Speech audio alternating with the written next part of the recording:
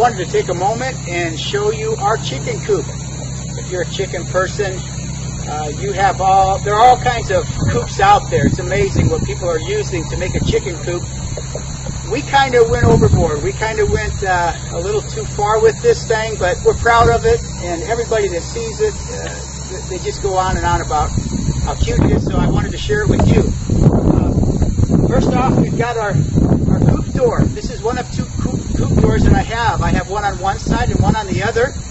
This side is used if I want the birds to free range, then this door will be used. If I want them to stay in their pen, then we use the other coop door. But if you don't have an automatic chicken coop door opener yet, this is probably what you've got. Something like this, where the door goes up and down.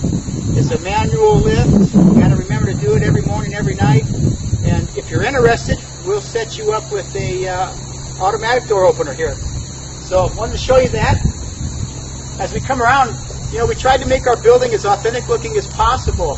And we knew we needed gutters because we didn't want water splashing down around the building and making a mess around it. So we put gutters, just standard aluminum gutters, but then we wrapped them in pine, yellow pine. Even our downspout here that goes down into the ground is wrapped in yellow pine, and then it goes out to a buried pipe that carries the water away from the coop so that moisture doesn't build up around it. Okay, and here we are at the front of the coop, and one of the things that we did is, the way that we built this is we wanted to be able to get to our eggs without having to go into the house every time we wanted to get our eggs. And so these are the egg laying boxes. As you can see, there's 8 of them here. We have 28 birds in here, and they share the boxes. And it's just a basic matter of lifting it up, reaching in and grabbing the eggs. Of course, the hens don't normally sit right there. They'll get off of their eggs after they lay them. And then, because our lid was a little bit heavy, went to Menards and bought some slow release springed hinges there that takes a little bit of the weight off, so that when it closes it doesn't hurt anybody. But it's still heavy enough that a raccoon or another animal can't lift that thing up. And if you are concerned about that, you can always put just a simple little hook latch on there. And you can see our windows, and the windows have a screen. We wanted the windows because we wanted the building to look authentic, but we also wanted to make sure that when it was ventilated, that air was going through, that an animal could get up here and climb in. And so we've got screen on the inside of that, and I'll show you. Actually, it's just I think they call it the 1/4 inch. Some people call it rabbit hutch wire, but just a 1/4 inch wire mesh. And I'll show you how we did that here in a moment as well. I wanted to take just a moment and show you our pinned area. What we've got here is, these were 10-foot sections that somebody had given me, and I believe it's just like a dog kennel fencing, that you put them together and you can make a dog kennel. And what we did is we used them for our entire pin area here, went around it. And I was a little concerned because we have mink in the area, and our farmer neighbor, all 25 of his chickens were killed in one night by mink. And mink can get through these small little holes in the fence. And so what we did is we went around with the standard chicken wire, kind of wrapped this fence with the chicken wire as well. And so the dog kennel fencing just kind of supports the chicken wire. And then that way nothing can get through there. One other thing we did I want to share with you is that when I put my fencing down, I didn't just put it in the ground, but we dug a trench about 1.5 feet deep, and then we took some wire and we laid it in there, patted it down, and then we bent it up and set our fencing right on top of that. That way a coyote, which we have in our area, different animals can't dig down and go underneath the fence. It's completely, they'd have to dig down about 2 feet before they were able to get to where the wire's at, where the wire's not there anymore.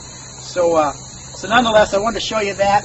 And you can see the top here is just rebar. We took a rebar and bent it and stuck it down in the hole, and then we wrapped our chicken wire on the top because we have hawks, and the hawks can come down and grab them out of there, as well as the owls. And so that's how we protected the top. That way, when I'm not home and the chickens are out here in their pen area, I know that they're 100% safe. Okay? And you can see I also gave them a little, just real quick, just threw some 2x4s together and made them a little perching thing so that they can perch. They have water out there so that in the daytime, if it gets too hot, they've got water, and I know they've got everything that they need. All right, well, we've got happy chickens. And I want to take just a quick moment and show you what we've done in here. I'm still experimenting with the perching.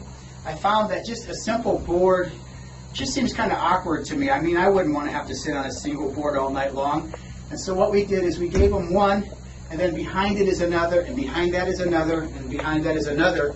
So every 6 inches they're apart. That gives the manure, you know, the manure can still fall down. They have a place to put their feet to perch, but then they can also rest their back ends or whatever on top of these. And so far the chickens seem pretty happy with that. And we gave them another board down here to hop up on in order to get up on their perches. This is about 2 feet. It's kind of quite a jump, and they can all do it. And the reason we did that is because we didn't want raccoons being able to climb up there. So they're pretty safe once they get up there. And you can see here I had to build one little girl a ladder. Even when we put the perches down low, when these were down low, she was never able to climb up and down that perch. And so, needless to say, I had to build her a ladder, and she has gotten a little bit better, a little more agile sitting up here, a little more comfortable. And I think I've seen her jumping up on the perches on her own. So I'm about ready to take that ladder away. It was just there for training for her, I guess. And you can see we've got lighting. You know, you don't need to have all of this stuff, but we put it in. We put lights here so that if we want to heat it in the wintertime when it gets really cold, we can just put some red bulbs in there and heat it up, okay? And what else? Here's their door that they go in and out. And I wanted to show you this. This is the wiring around the windows. And this is just a cheap little window that we bought at Menards with just a screw, I think, is all we have in the bottom to create the hinging effect. And this is just a basic latch. And what my carpenter did was he took the wire, stapled it, kind of cut it to the size, and then he bent it, kind of bowed it, so that the window can never open any farther than that. And you can see the latch here. As I say, it just kind of, you can latch it so it stays in place. I've actually used it to, if I want to close the windows a little bit, I can still just latch that over, and it's locked in place. And we actually had a raccoon trying to get in here the other night. We saw his footprints all over the outside of the windows, but he couldn't get past that wiring. And that was just a little bit of genius on my carpenter's part. One other thing I wanted to show you is our cupola. It's an actual working cupola, and you probably saw it on the outside of the building here a moment ago. We have holes drilled up there. I think they were 3/4 inch, half inch, or 3/4 inch holes all along the top, so that air can vent out. This is actually a working cupola where when you slide that over, you determine the amount of ventilation that your coop is going to have, and that works really, really well. And that way we're able to close up the windows and still have the right kind of ventilation going in. And then lastly, I wanted to show you the nesting boxes. You know, just like anybody's nesting boxes, I suppose, but that's where the girls lay their eggs, and that's where it all starts. Oh, hey, one last thing I want to show you, and that is our door. This is my door installed, okay? And if you're interested looking at the automatic chicken coop doors that we offer, this is mine installed, and I have mine on a timer. You can also set it on a photo eye that will close in the evening and open in the morning. I'm a little worried about doing that with mine in case of a storm, and in case it gets dark too early or something, they'd be locked out. But here's my door, and you can see flawlessly goes up and down. And the girls, when the girls are up on their perches, it closes, and so there's never a problem. And there's never a problem with that door hitting the chicken. You can see the door. That door only weighs, 2 or 3 pounds. It's not going to hurt them. If it did touch them, they'd jump right out of the way. But even if it did come down on them, it wouldn't hurt them. And that's our door.